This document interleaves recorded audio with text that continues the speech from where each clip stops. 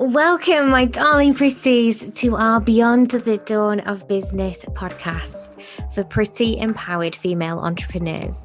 It's time to step into your power, pretties. Lift each other, support the squad, and choose a life filled with the autonomy and freedom to live your dreams.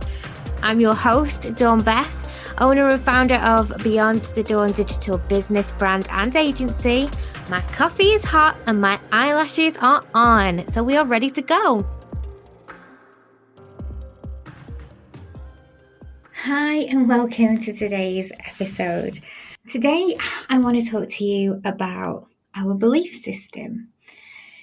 This isn't something that is a new thing for me to talk about. This is something that we have spoken about quite regularly, and it's something that I really feel needs to be revisited, and very much so at the moment.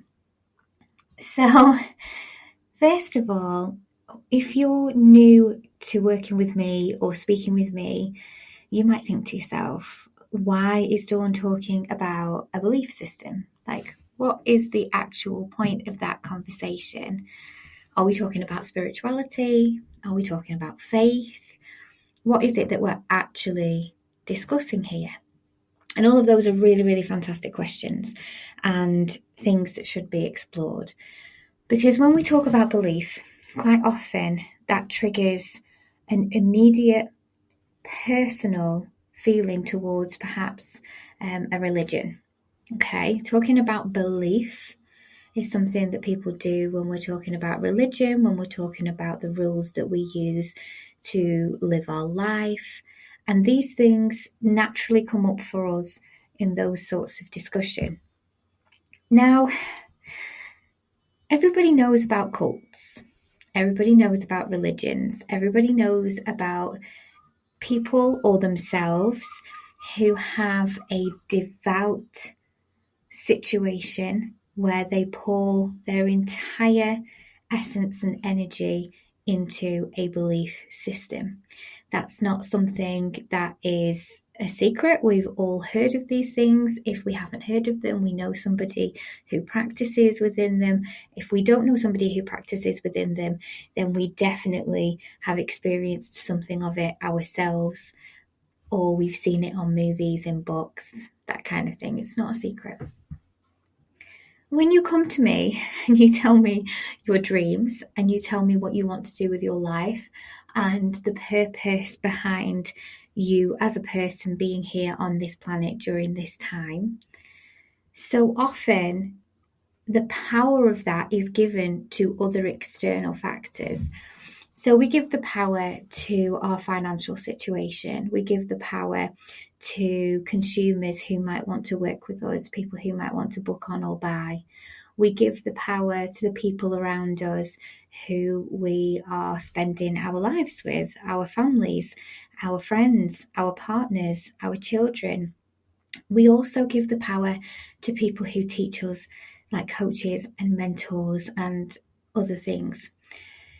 Now, the problem with that power and your external environment being given that power is that you're kind of robbing yourself of having control of that and having an essence of belief in your own situation that will allow for you to really fully embrace the opportunities that are out there for you, by you, with you, in your control.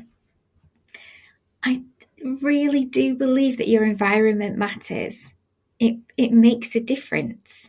And I think that you need to tweak your environment and you need to tweak the people that you're with to make sure that you're optimizing everything you possibly can to be able to go ahead and have the right energy around you. But I don't believe that the power in the results, the power in the experience is actually made from those external factors. I think it's what you do with them and what you create from inside and how you deal with them that actually does that. And the reason why this feeds into belief is that what we believe and what we think has more bearing on our mental brain neurological psychology than a lot of people give it credit for. So, for instance, let's talk about Father Christmas. Let's talk about Santa. If you were brought up in a household where you were told the story about St. Nicholas, and you were told the story about how Santa Claus was a real magical being, and that every Christmas he would come down the chimney and drop off presents for good boys and girls, and that he knew whether you were naughty or nice, and he was all-seeing, all-magical, and that story has stuck with you. If you're the type of person that grew up with that story and you knew about that as a child, then that's amazing. Maybe a little disclaimer if you're listening to this podcast with children, perhaps just switch it off. So, our belief system was activated within that story, okay? There were a number of different things that connected us to the feeling of that magic and that story, and it comes through the belief system. Now, when you're little, you're not really looking to prove every single thing like a scientist. Okay, and I consider myself to be a scientist. I love data. I work on straight up facts. I like to see evidence in front of me. I work with what I can see. I work with what I can feel. I work with what the senses tell me. However, there is an element of understanding that our electromagnetism as a human is affected by the way the neurons in our brains work. The way that electrical system in our brains work can be altered by what we think, what we say, but more importantly, what we're fully embodying, fully believing, fully committing devoutly to, okay? Which means, for instance, if you was to take this as a bit of a kind of life methodology, for instance, you might actually be able to say, like, I know that God exists because you believe he does, to somebody who perhaps is a devout Christian.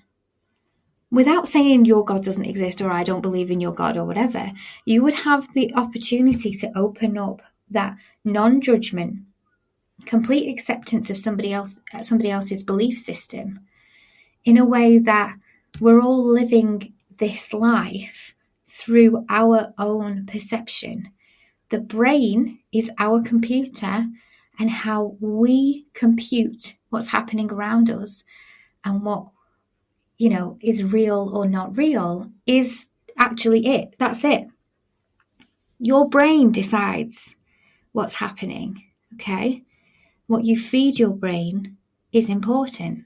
Now, I'm not talking about nutrition. Maybe I'm talking about soul nutrition, but I'm not talking about actual food. I'm talking about the way in which there is a genuine opportunity to feed your brain a belief system that works for you. Like we did with Santa. Why did we believe in Santa? Why do I still believe in Santa? He's a rock star. Well, first of all, there was a benefit to believing, okay? We all know that. If you believe in Santa and you're a good person, presents will arrive. That makes perfect sense, okay? So it's worth it. It's important. There's a motivation behind it. So using that same thought process, that same methodology, is there a benefit for you in having a devout belief system that supports what you want out of your life, what you want out of your business, what you want out of your relationships? And the answer to that is an almost unequivocal, absolutely yes.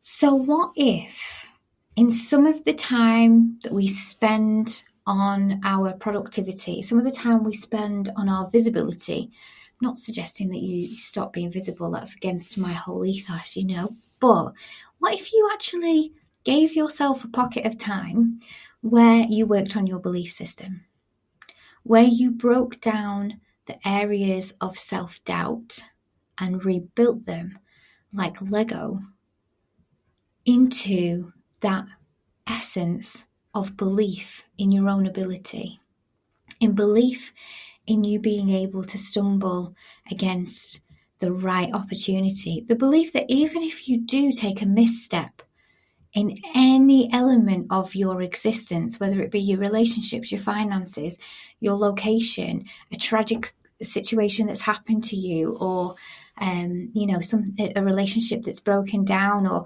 a mistake that you've made. Maybe you take on a bad client. Maybe you have a situation where you don't present yourself as your highest self. Maybe you make a mistake and you're inherently flawed as a human, as we all are. Maybe all of that is part of this. Maybe you can create a belief system that even when those things happen, even when those things occur and they feel really crummy to you, you have the opportunity to find the reasons behind them and believe that you will be able to spin that back into gold. Okay? It's important. I say this saying, and I always say it wrong, and I don't know whether I've said it 6 billion times on this podcast before, so if you're a binge listener, lovingly, please forgive me. But the belief system is something that I cannot stop talking about, and the bird that lands on the branch that is not trusting the branch to hold its weight, but has belief that if the branch falls away, its wings will catch it, is the strongest being. Okay? It's not about getting everything right. It's not about not taking risks. You have to land on the risky branch. You have to land somewhere that is different to what you've known before for you to be able to get a different view. It's not that you think to yourself, wow, I really hope that this is going to work out for me. Hope is a wonderful thing, but hope kind of throws your power away as well. It's a lovely energy, but it's a bit wishy-washy. Belief in the place of hope, belief in the place of what may feel like a gamble, is a really sturdy, really powerful position to be in. A really powerful position to be in. And something that can't really be taken away once it's been established in a good way. Once it's been established in a stable way, it's very difficult for somebody to shake your belief system. Okay? When I work with people, which obviously I do a lot, a ridiculous amount of people at the moment, and we bloody love it, I seem to come up against very similar themes over and over and over and over again. And this makes sense when we're talking about data. It makes sense when we're talking about tech. It makes sense when we're talking about sales processes, gaining clients, knowing what to do with your leads, having a higher conversion rate, building launches, all of that great stuff. There's almost a maths to it. There is a step by step. And with psychology, there is a step-by-step. We understand the pathways of why people do certain things. And we know how to navigate them in a gentle way without manipulating, but in a gentle way, create a pathway that allows for them to really explore things in the right way for themselves. And that's all kind of a bit of a given. But always makes me ponder is how each one of us have been brought up in different circumstances, different locations, different areas of the globe, with different situations, different parental situations, where none of us are the same, and yet the belief system or the lack thereof seems to be prevalent in so many of us, as though we were just a copy and paste soul cookie on this planet. We all seem to have a lack, a scarcity, And for us, it shows up in statements such as, I'm not very good at making friends. It shows up in statements such as, I don't want to lose this money, or I don't trust myself around this money, or I never have enough money. It shows itself, it is scarcity, it is lack, and it shows itself in these other areas. But that's not the root cause. It's not where that actual essence comes from. It comes from this deep set belief. Maybe not necessarily that we're not good enough, although many of us do also have that. But this belief system is lacking that we are capable, or more than capable, okay? Like, we are, when we want to be, Rumpelstiltskin. We can take any old piece of straw and spin that into gold. We just have to be confident and believe that we can. It's not difficult for us to be able to recognize opportunities. It's not difficult for us to be able to see how something that may not be perfect or ideal can be improved. But there are some key elements that need to be in place there. There needs to be the opportunity for you to self-regulate, so regulate your emotional state, because our emotional system is there to keep us safe and keep us alive. But so often in modern life now, it's actually a bit of a block. You can be derailed by anger. You can be derailed by sadness, rather than getting to the essence of why those emotions are there, what they mean, and how they can be used in a positive way to move things forward. We actually find that they're a bit of a block. They stop us a little bit, and they stunt us and they slow us down. We have to be able to check ourselves before we wreck ourselves.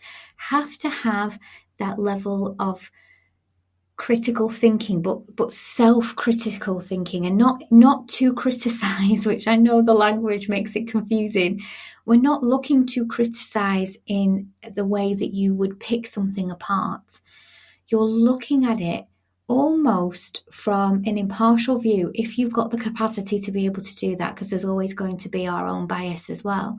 But it's a skill you can learn.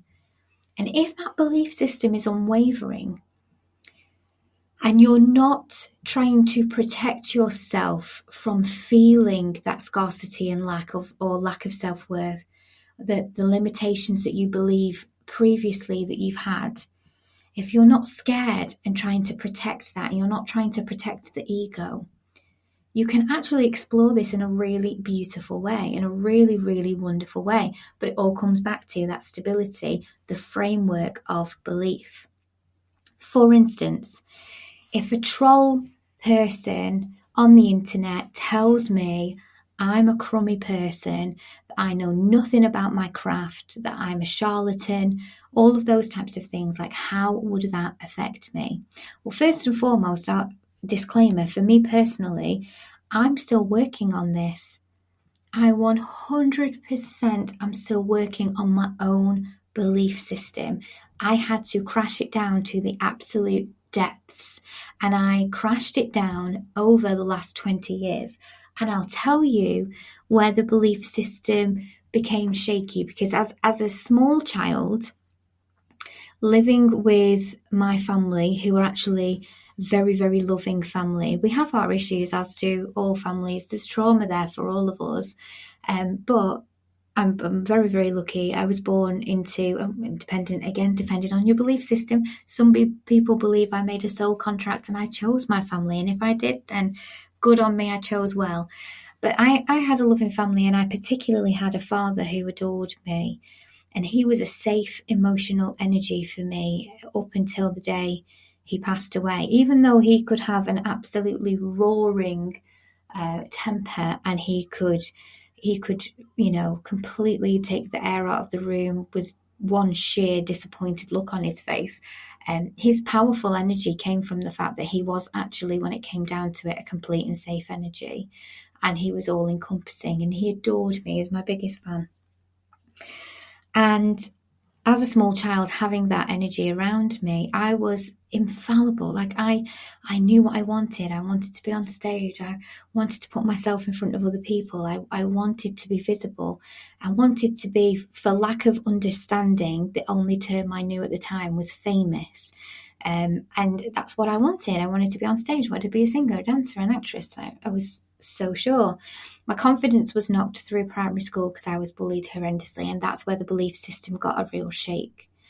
Then high school absolutely obliterated me. Shortly after high school, I got into a relationship, or during high school, I got into a relationship that was rocky, and that's a polite way of describing it, which also was entirely all-encompassing. I was completely and utterly, from cellular level all the way out into my electromagnetic field of 6 feet from my body, totally in love, and lost myself in that love. And then my dad passed away at 21. And you can see the pattern where the belief was there, the core energy was there, and it was a bright shining star inside of me, and it dimmed and dimmed and dimmed with every life knock, with every life experience. These lessons that come to you that are actually there to serve you, but you don't know that they're there to serve you. And it's like being given the gift of the ingredients of a meal and not knowing how to cook it. Like, if you give me raw chicken and vegetables, I might eat that and it will make me sick. But if you give me raw chicken and vegetables, and I cook it, it's going to be a nutritious meal. There is a sweet balance to the things that affect us and how we consume them and how we take them in to ourselves, how we actually allow them in. Do we allow the lessons to be there and the positive experience to come through, or do we allow them to poison us? And they have the potential of doing both. Thin line between the two. It's taken me years and years and years to recognize that actually that essence, that little girl essence, and this is where a lot of my friends that work in inner child trauma, they really do magic. Like you can't even call it anything else. It is pure magic, because so often for us, that's where we go back to. We go back to that pure version of us that wasn't affected by the experiences and lessons that life has thrown at us, so that we can tap back into that kind of clear, pure energy, who we really are, who we've always been, we've locked in a box and tried to suppress because of fear, because of lack of belief in ourselves. And that can be a really big thing. It's taken me years to get back to that, and I'm still slowly rebuilding it. I've had to smash it up like Lego pieces and build it brick by brick. And every single day, conscious decision to allow for the bricks to be built in a way that supports my belief system, because that belief system is what's going to carry me through the rest of my days on this planet, however long that may be. So if you haven't considered this as a focus for you as a person, for you as a CEO, for you as a parent or a friend or a daughter, or, a niece, an auntie, whatever, like if you've never considered this for the areas of your life that carry deep significance for you, please do. And let me know how that feels for you, because sometimes that exploration can feel great, and sometimes that exploration can feel a little bit scary. And remember, the trusting in yourself is part of the belief system. So also being able, or feeling truly able, to explore this in a deeper way also requires you to believe that you can. I hope you've enjoyed this episode, and I will speak to you next time. If you're loving our Pretty podcast, come on over to Social Pretties, our online safe house and sisterhood community. It's a safe space where female entrepreneurs connect and thrive in a warm, welcoming fold of pretty amazing women. You'll find an easy redirect in the description, and I can't wait to see you in there. And depending on where you're listening right now, we would love it if you would click subscribe or follow so that you can be the first to know when our new podcasts come out.